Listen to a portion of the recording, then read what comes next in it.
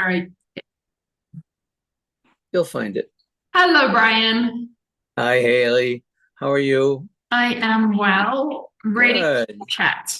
I love the color of your top, the Thank peach. you. Yeah. Thank you. So we started talking before we started recording uh, about how we have to navigate every day. Uh, and uh, we navigate differently, I'm sure. I mean, we haven't compared notes on this.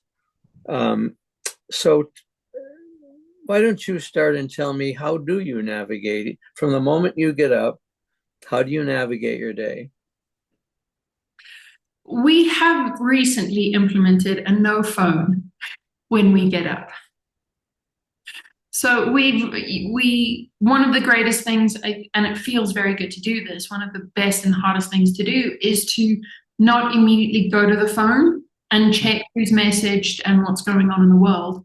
So I don't look at my phone for the first 30 minutes to an hour after getting up. Mhm.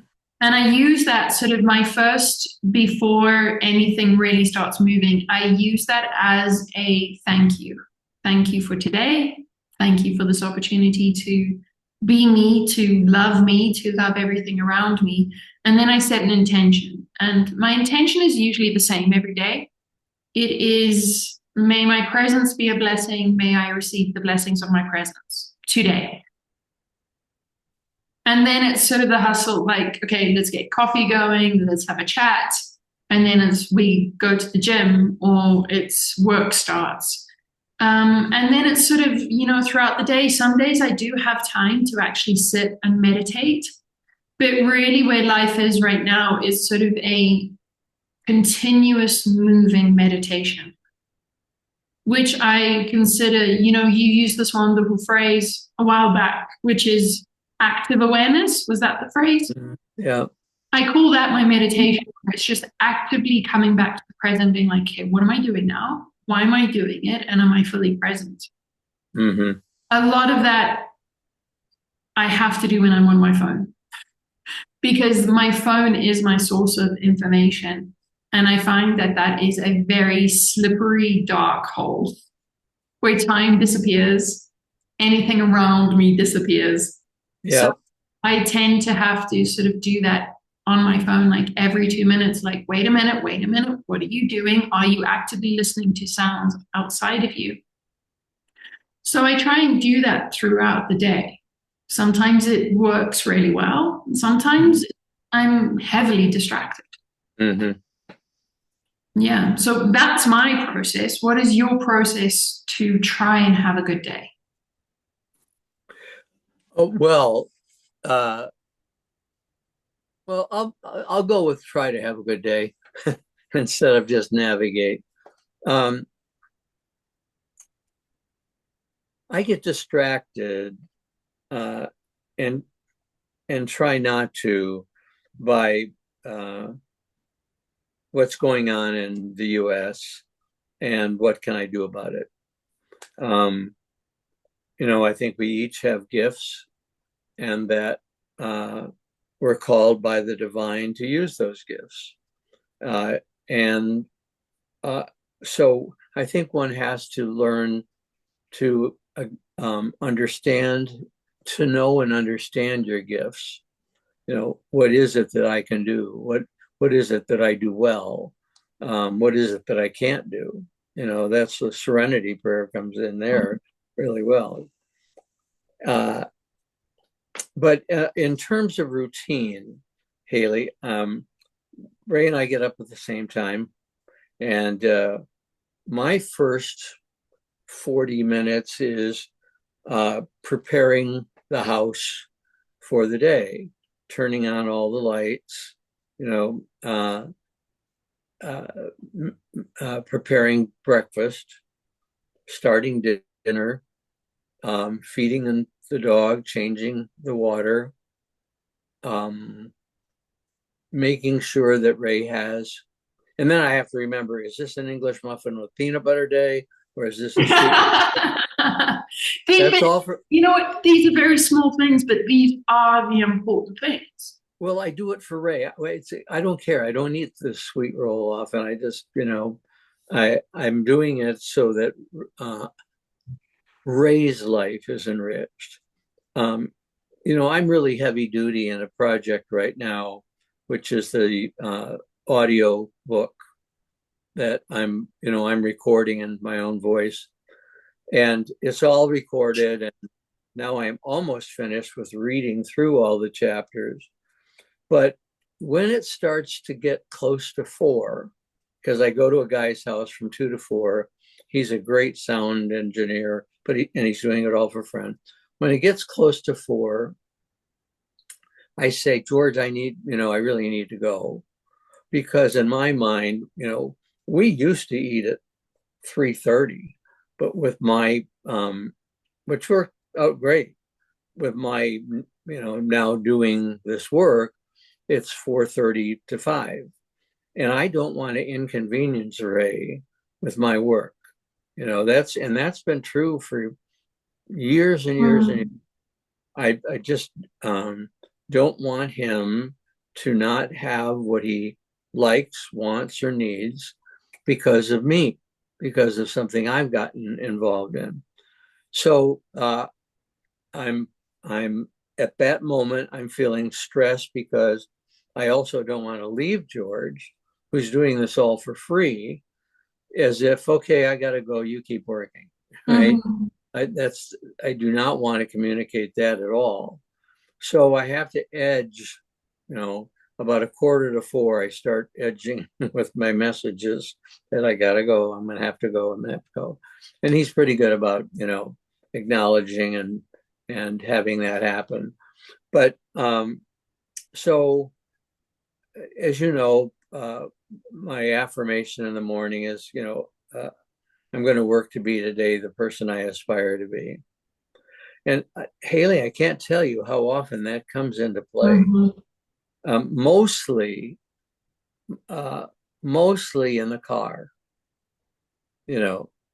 mostly in not honking when the person is on the phone at the light that's turned green and you're not going to make it unless they move. Right? And I don't want to be the person who honks. I don't. But sometimes people need to be reminded that who knows how many people she's screwed up the day for by her sitting there and people not making appointments or not getting home in time or whatever. So a challenge for me is, don't honk. Or if you do, just little tiny tap. Not a sustained. Yeah. Beep. Instead of So it's a daily thing and it's a daily choice. It's also interesting when an email comes in, how do you, or a Facebook message, how do you respond? What's the best Brian response at this moment? In addition to that, and then we'll go back to you for equal time. In addition to that, I'm thinking during the day, I talked earlier about, okay, what are my gifts? I'm thinking during the day, what's going on and how can I articulate my feelings about it in a non-aggressive but positive way and offer some insight that is enlightening rather than adding fuel to the fire. Mm-hmm. And so sometimes I have to stop and sit. And sometimes I push the delete button, on what I've said, because that's not what I want to say. So as you said earlier, it's navigating towards having a good day. Is that what you said? Yeah. And being my best navigating. Yeah, that's a constant. Even with Ray and me, it's a constant. Mm-hmm. Yesterday, I told him, twice in the last 10 minutes, I've had to choose not to react, like to something he did or something that came up as an email to me. Don't react, just stop. You're going to have your dinner. You're going to enjoy whatever you're watching. And then you can come back and address it when you're calmed down and have a better understanding of what just happened And and this why. conversation's happening in your head Constantly. constantly. Um, the other conversation that I know you don't like, but is me berating myself.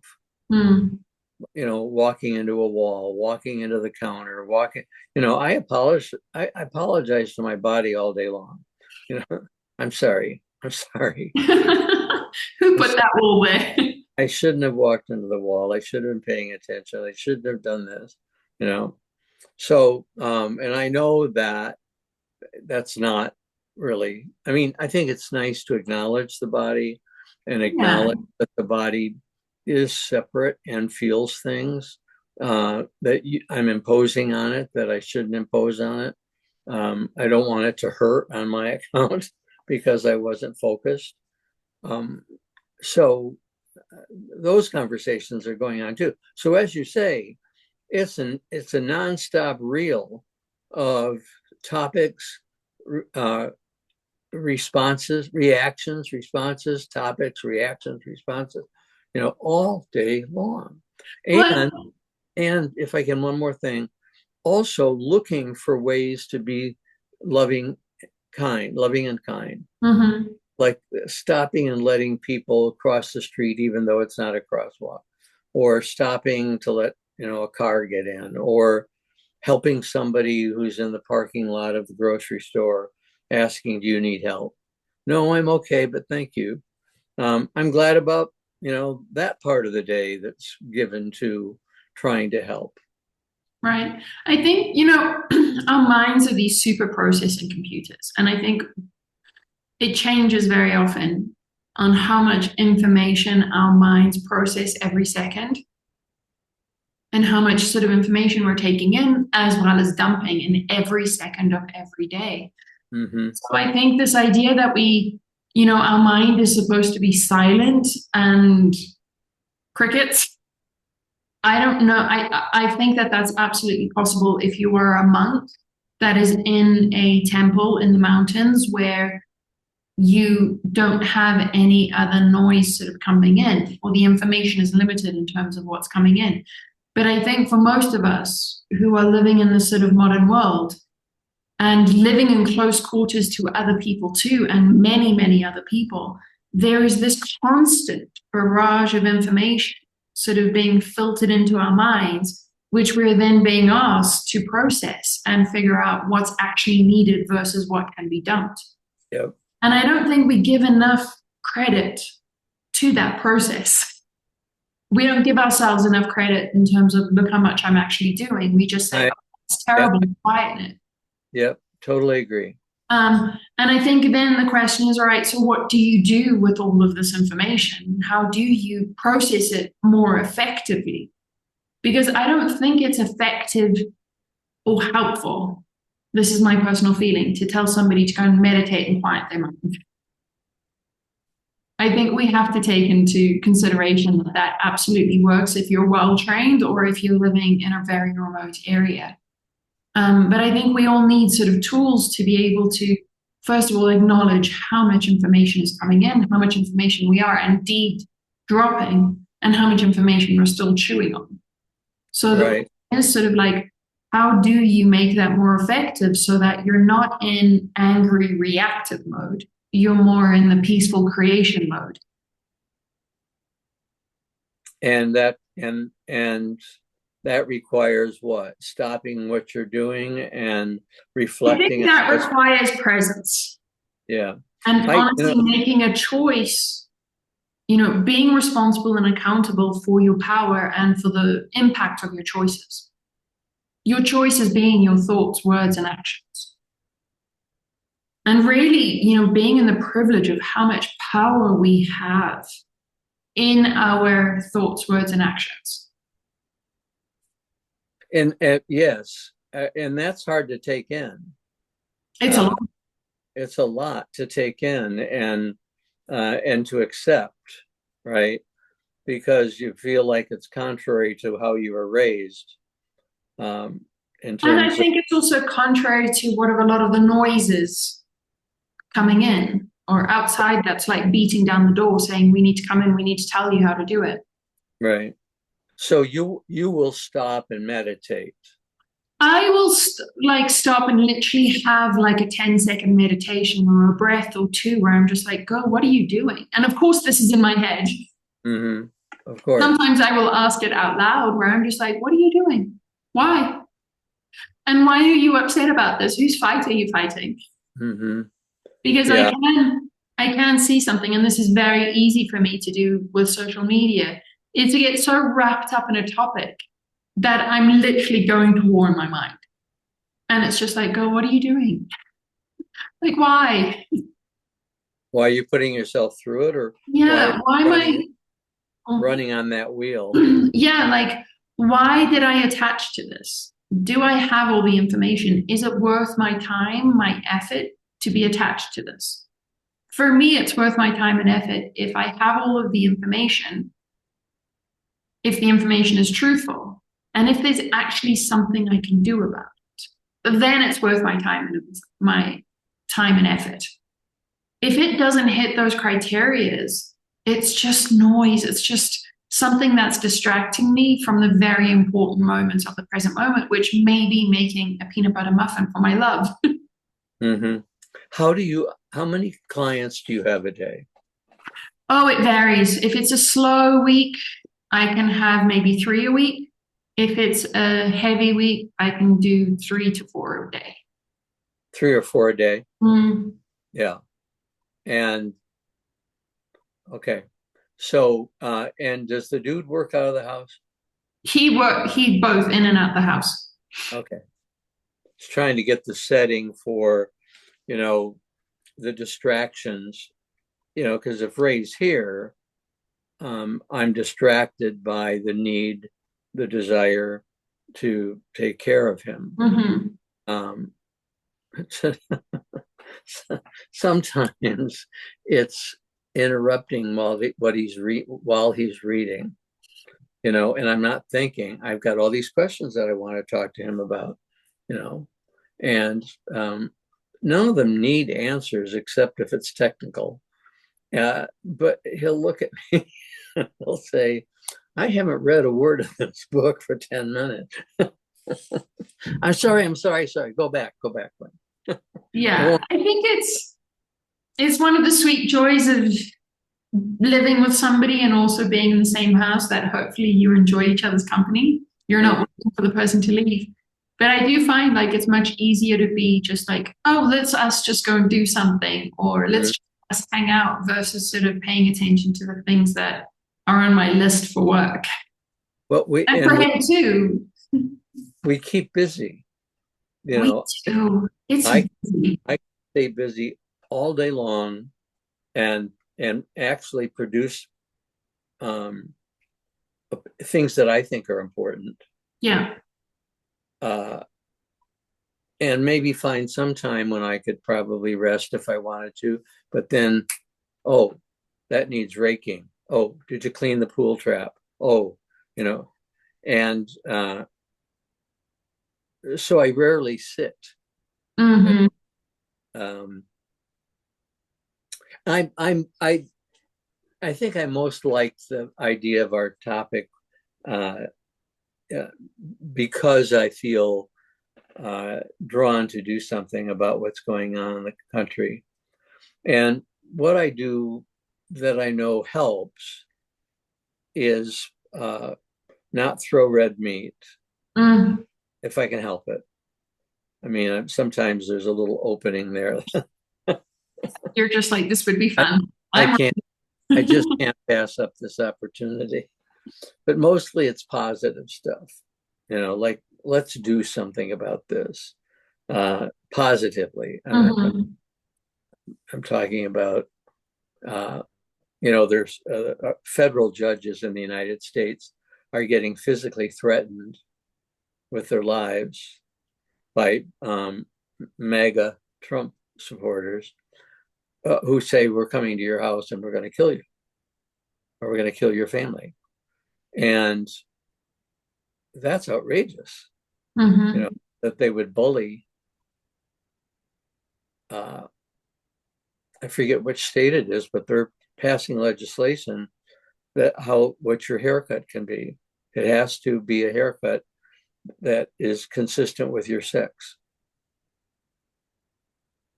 And that's scary, when they start regulating, personal choices like that.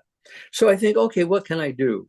And I remembered when Matthew Shepard was being buried, his funeral, that the Westboro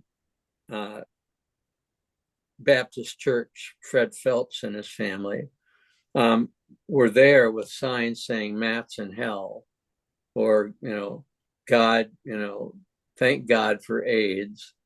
So and they were yelling at the people walking, and suddenly appeared this long line of angels, people in large white sheets, with extended arms, something, wooden that would keep their arms up. And they stood in front of the Westboro people with their arms up so that the mourners couldn't see them or hear them. And so I posted that picture yesterday and said, we need to do something like this. I can't organize the resistance, right? But I can come up with ideas and put them out there, for somebody to, say, let's take this one and run with it. But I feel the need to do something because I'm one of those people who don't understand how the German population did not stand up to Hitler. I don't understand why they allowed it to happen. Mm-hmm. And it's happening in our country. Mm-hmm. You have all these senators in the U.S. Senate. They're completely walking in goose step. You used to be able to count on a senator to say, nope, this is not happening. Right? Have you no shame? Mm-hmm. And I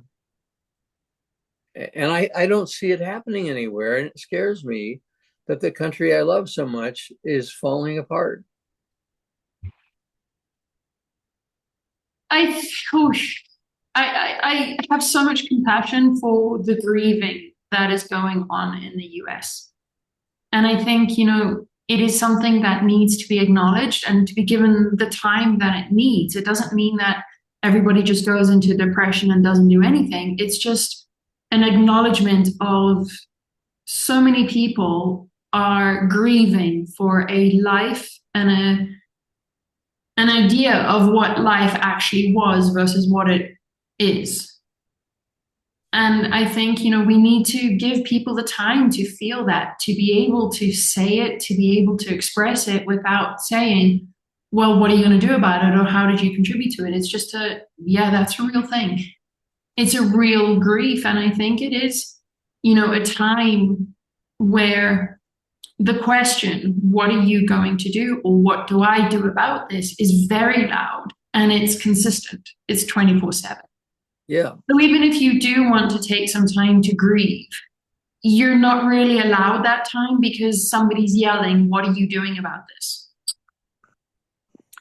So for me, I tackled earlier on in this month, I was feeling the stress of that question and sort of wrote a piece about it that, what am I going to do about this? There are some people that will pray in front of a tank. And that's their form of doing something about it. Mm-hmm. There are some people that will pray as they blow into a dandelion because they feel that that's their power and that they can do something about that. I think, what are we going to do about this? Or what am I supposed to do about this? What are you supposed to do about this? I think we have to, and I have said this for many years now, I maintain that the only way to resolve this is at the individual level. We all have to be more conscious about how we are going through the day, how we are treating our community, how we are making an impact on our community that is immediately around us. Uh-huh. And we have to take responsibility for our thoughts, words, and actions and really What that means is to slow down and ask the question, is this true? Do I have enough information?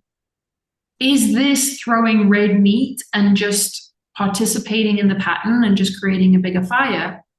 Or is this actually pacifying and being more creative versus reactionary? Mm-hmm. I feel, what can I do about this? That is my service. My service, what I can do about this is to speak to people individually. And for whatever reason, most of my clients are American. I speak to people individually about how do you find truth in your life? How do you make sure you're not being a tiny piece of that pattern that is deceitful, that is igniting and is being a bigot? We don't like to admit that, but very often we're being bigots until we're taking a step back to be like, all right, how am I contributing to this pattern, which is very loud on the conscious level? And for me, that comes back to how we started this conversation, which is being very purposeful and very aware of what we're doing every day to try and have the best day. When you say aware, there are a lot of us pointing fingers amongst ourselves. If you had this, we wouldn't have lost the election. If you had done, and there's a lot of, I can't believe you think like that. I can't believe you support that. Yeah. Oh, Haley, there was a state senator who raised a bill that if you don't like Donald Trump, it's a mental illness. Right. He wanted it declared a mental illness. But by the American Psychological Association, I'm sure after the state decided it was a mental illness. That's the craziness. What's happening too, Haley, is that people are being given permission to say pernicious things. They're being given permission to say stuff that they never would have said out loud in front of decent people. Now they can say whatever they want, and no one gets. I think that what we're seeing out in the open and how people are just flagrantly saying and doing things that would normally be sort of saved for the home. I think what we're seeing is what has been happening in the home all this time. And now people are just saying there's no difference between home and outside. And so, it is surprising, but at the same time, we all knew this was happening. We all have uncles or aunts or friends who speak like this in our presence, and we don't actually say anything about it. And I think, when I say we, I'm saying the collective. You may be different, I may be different, because I'm at a stage in my life that if anybody says anything out loud that I find offensive, I will immediately say something or remove myself, and I won't go back into that situation. Yeah. That takes enormous courage, because it comes with a lot of people saying, oh, it's not that big a deal. You're making a big thing out of nothing. You're overreacting. Right. And then suddenly, like that, it's the norm. It's the norm, where now these people are empowered to not just say it at home. They tried it outside and everybody was like, oh, that's him just being him. It's not a big deal. It's a big deal every time. And now him, who's just being him, is joining up with the other hims or hers. And now they have a megaphone. And then they they get larger and larger, and they think, we're in charge now. They used to disdain us before, but we're in charge now. We have the power. We're going to use it. And they're coming with very resentful power. Yeah. But that also doesn't mean that there's a balance on the other side. That there's a balance on the other side? There is a balance on the other side of that, because most of the people that I know that speak of love, that live a loving life, that are very conscious of their impact, do it quietly. and they move quietly and peacefully. Just because it's quiet and peaceful doesn't mean it's not there, doesn't mean that it's not happening, and doesn't mean that it's not powerful. Because I think if you take your example of the angels in those sort of big shielding arms, that wasn't something that was highlighted on TV and said, hey, everybody go and buy a sheet, get some wood, and we're going to do this. This was done very quietly, very peacefully. A group of people got together with a good idea and said, let's do this. They showed up. So I think for me, again, come back to that question, what am I doing about this? I'm highlighting the power in kindness, the power in taking your time to pay attention to your individual impact and choose the individual impact. That isn't done with a megaphone. That isn't done in a loud or around a bunch of people. That's done in silence and alone. Yeah, I've been sewing my angel costume out of a sheet, and I do it alone. And I think, part of our service and part of our experience with this lifetime is that we have to speak the truth.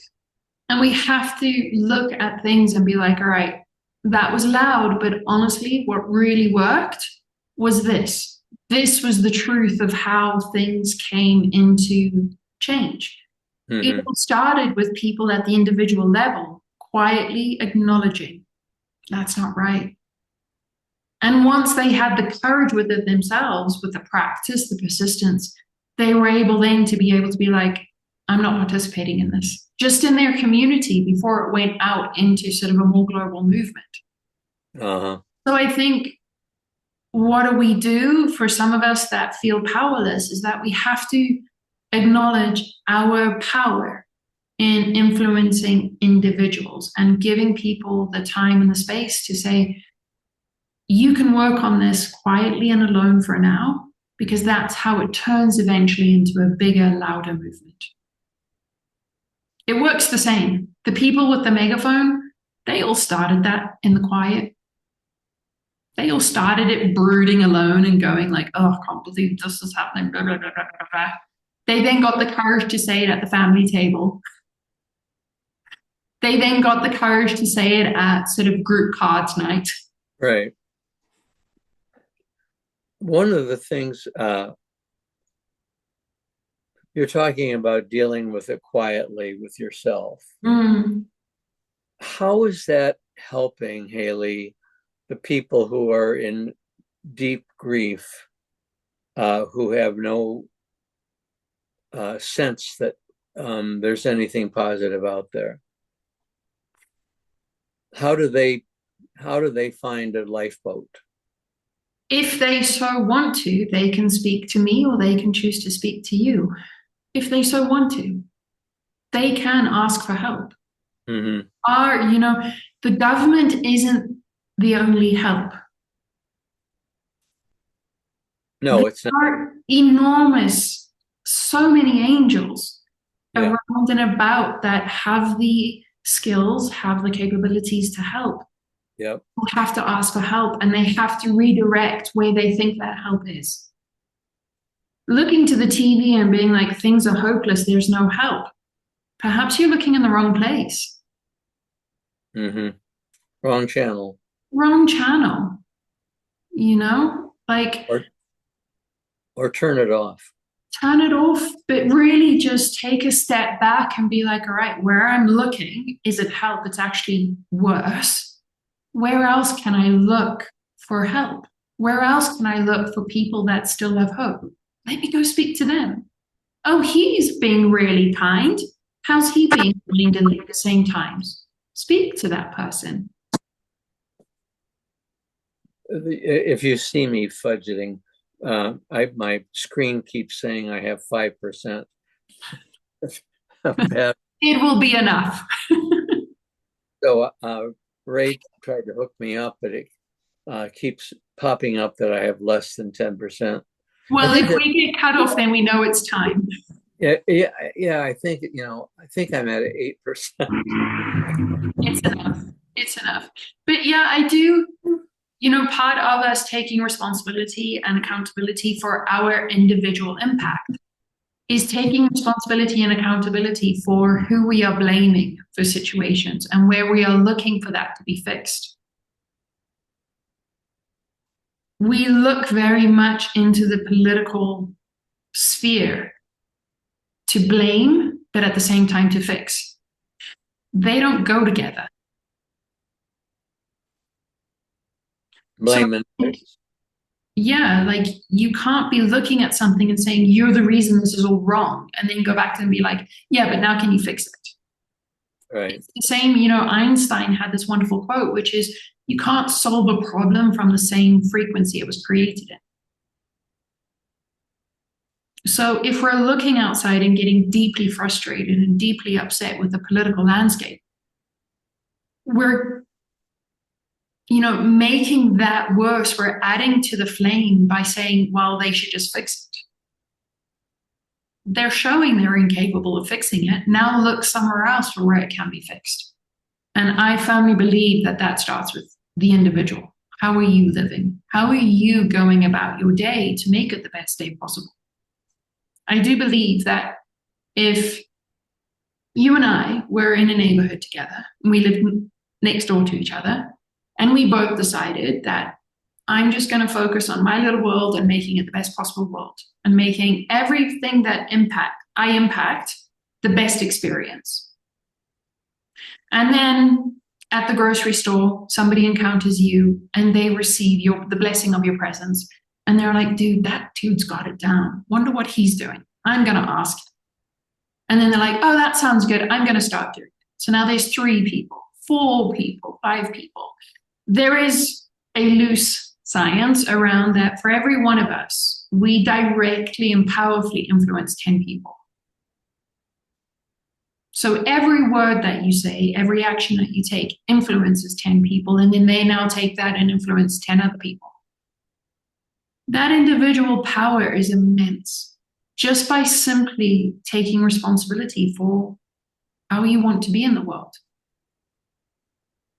We don't give enough credit to the dedication and the time that it takes to be a good person.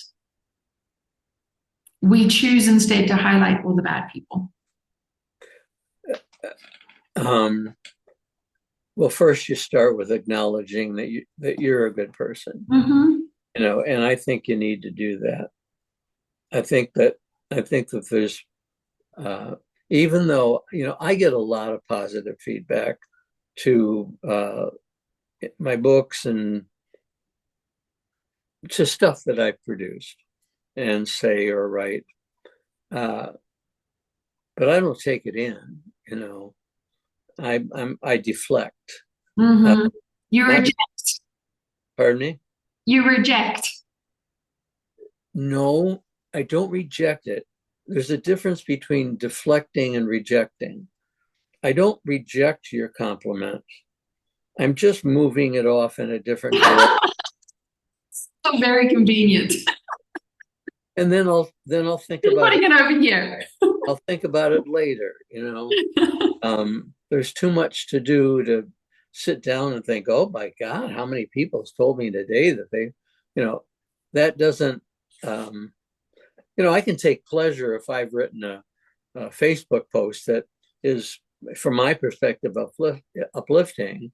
And if I look and see how many positive responses I've gotten, I can feel good about that, right? But not sit there all day waiting for the next response to come up. I have 2 more. And on the blackboard behind you, today was a good day. Yeah. But so, acknowledge that, to yourself that you lived to be a good person, Mm-hmm. that that's your motivation. Your motivation is to have a relationship with the divine, however you call it, Ray and I use different words when we're talking about higher power. And and so when I'm reading something, I'll say God or universe or Holy Spirit, whatever word you want, right? And then get back to the prayer because I want him to know that I understand that, he's sitting and listening, even though if he doesn't completely agree with what the reading is saying. Mm-hmm. And then I think it's really important to compliment people. Even if it's Haley, even if it's the color of your sweater, I tell people in the grocery store, people who work there, do you have any idea how beautiful you are? Or I say to maybe 10 women a day, that outfit is great. You look great. And they're stunned, but it helps lift their spirits, right? And it costs me nothing. I can still push the cart while I'm saying it if I have to, right? And then when there's a place for us to do good, we respond. I'm not talking about complimenting a hairstyle. I'm talking about somebody falls and needs to be Mm-hmm. that I've fallen 2 or 3 times in airports and no one has come over. I mean, I'm face first into the hard floor and I'm on my own to get up. And, my balance isn't great. So this is not an experience that I'm having today because we don't go to airports anymore.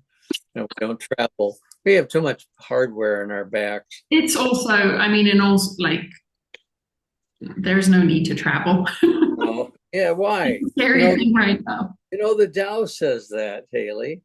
You can listen to the sound of the chicken crow in the other yard, but you don't have to go see it. That has been a big change in my life, and I know we're slightly digressing, is this idea of travel. I used to travel every single month. And for the last 2 years, definitely the last year, I've traveled twice in a year. And I've hit that point where I'm just like, nah, I'm good. I'm good. And But you were single when you were traveling more, were you? I was single when I was traveling more, but also things have changed, like COVID changed that. Yeah. But I was also one of sort of the people that was sort of going as far as I could within the COVID limits. But something like even before, Hugo and I started, like my travel decreased significantly. The year before he and I got together, I think I traveled twice also in that year. Uh-huh.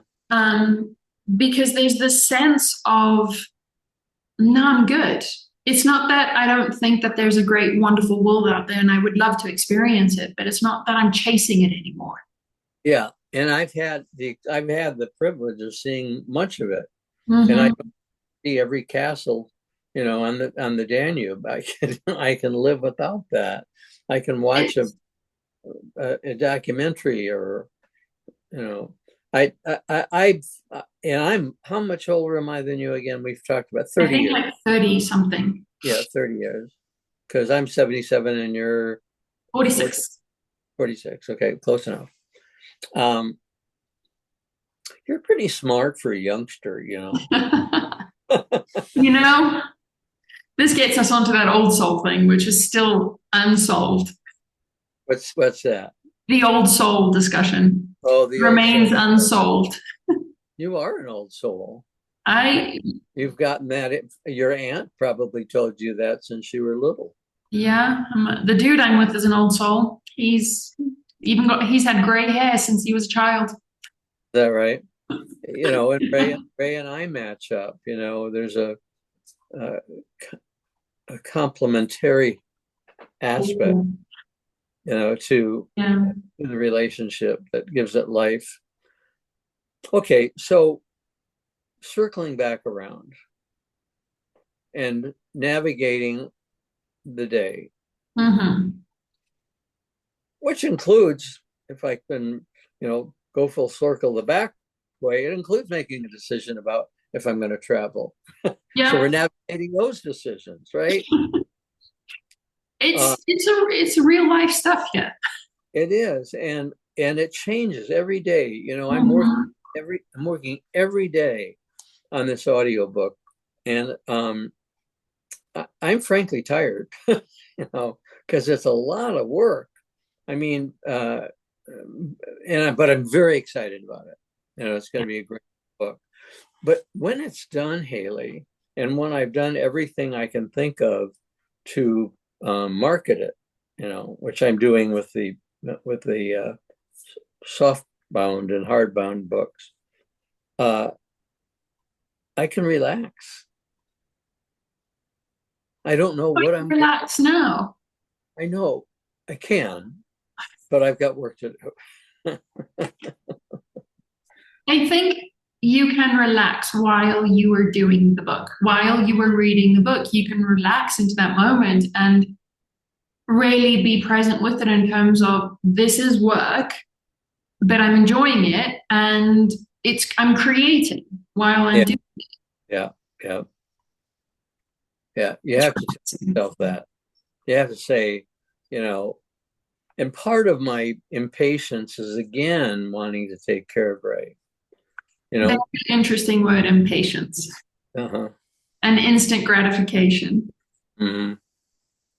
And I find in those two words, in impatience and in instant gratification, there is very little truth. You're right, because we're moving too fast. Mm-hmm. Our mind is all over the place. Yeah. There's a lot of anxiety, very little truth. A lot of anxiety that varies. That goes with impatience and the need for instant Oh, yeah. gratification. And what purpose does that anxiety serve except making it more difficult to fall asleep? I love that you asked that. What purpose does anxiety serve? Anxiety serves the purpose of telling us where we are lacking truth. We are overlooking critical truth. So give a physical everyday example. If we are anxious about something and our mind is in this state of anxiety, we're worrying about something that is not actually present. It's happened in the past or it might happen in the future.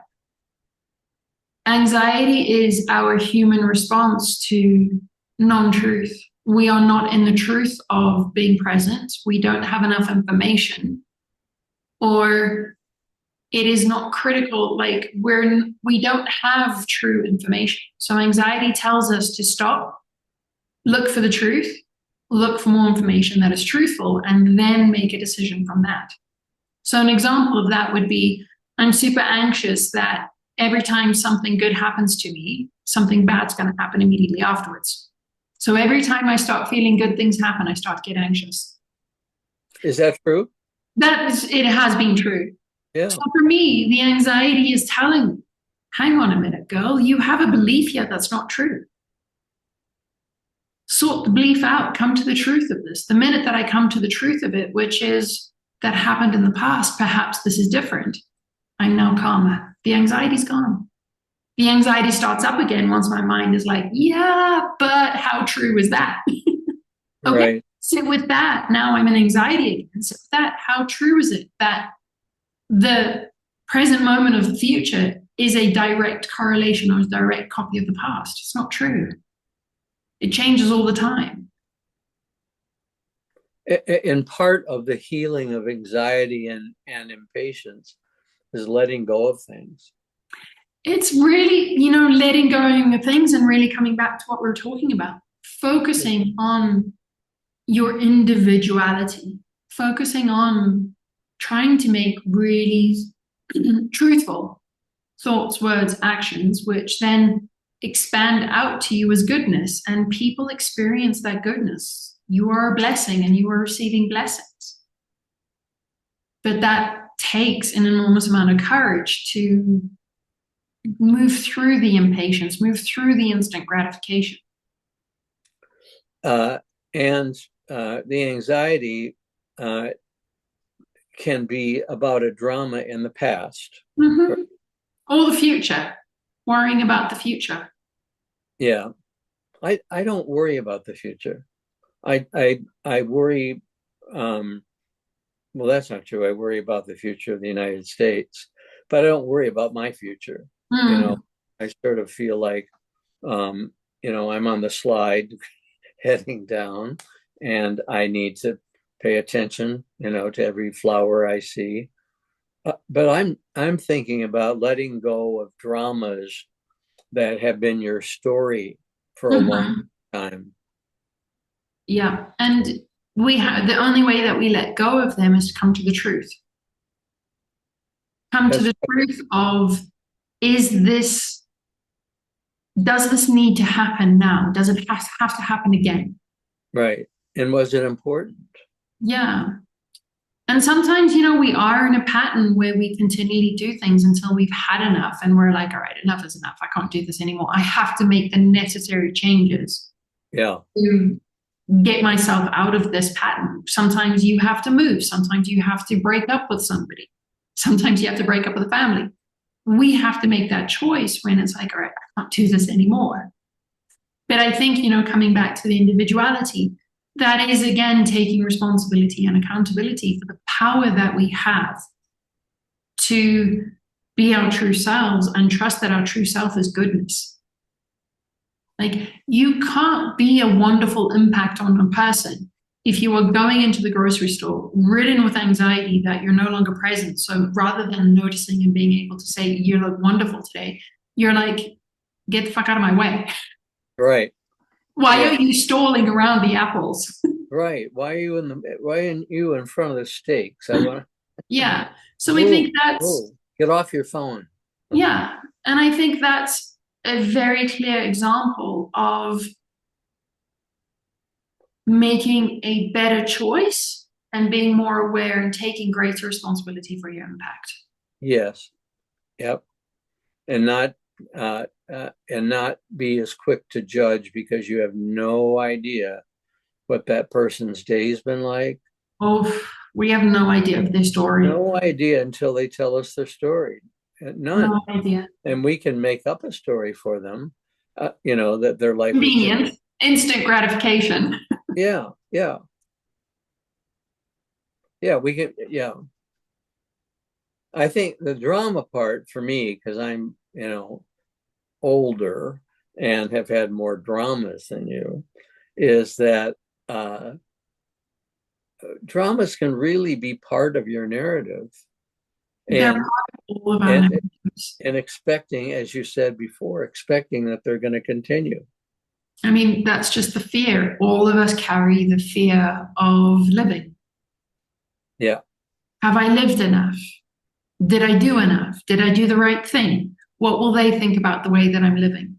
We all have a fear of living.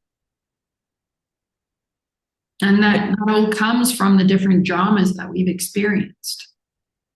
And most of us have a fear of the judgments of others. Mm-hmm. And freedom is letting go of our concern about their opinion. And that freedom comes with acknowledging the anxiety and using the anxiety as a tool for truth. Yeah. You can finally say to your impatience, okay, enough, right? And Yeah, you've had enough of my time. I'm now going to take responsibility for better I'm, decisions. I'm now taking over the steering wheel. Yeah. And there is the most enormous power that we have as individuals is in our choices. Choices of who's going to be our friend. Choices in our thoughts, words, and actions. How are we going to behave today? What is our impact today? We have complete control over that choice. You have complete control over your choice to every day say that I'm going to be better today. Uh-huh. You have Well, complete control over how you navigate that. we try to do that every morning, And we get these different circumstances that fly in, and we're just like, well, how do I be a better person now? uh-huh. You still How have do a choice. Yeah. Oh, Brian ended. And we are actually out of time, which is perfect timing. So Brian's not here, so I send him a very heartfelt thank you for talking with me today and being with me today. And we will be back in about 2 weeks.